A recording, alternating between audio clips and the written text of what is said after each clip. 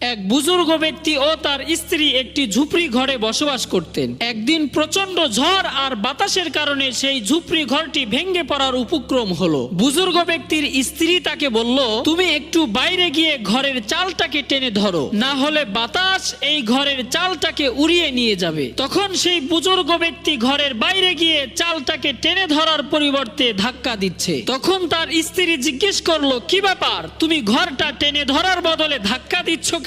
তখন বুজুর্গ ব্যক্তি বলল, আমার আল্লাহর ইচ্ছে হচ্ছে এই ঘরটা ভেঙে যাক, এই জন্যই তো এই দিক থেকে এত জোরে বাতাস এসে আমার ঝুপড়ি ঘরটাকে বাঁকা করে ফেলেছে। তাই আমি আমার আল্লাহর কাজে সাহায্য করছি। আমি জীবিত থাকতে আমার আল্লাহর কাজের বিরুদ্ধে কোনো কাজ করতে পারবো না। আমার আল্লাহর ইচ্ছে যা, আমার ইচ্ছেও তাই। এই কথা বলার সাথে সাথে হঠাৎ করে বাতাস বন্ধ হয়ে গেল। মুহূর্তের মধ্যেই সবকিছু স্বাভাবিক হয়ে গেল।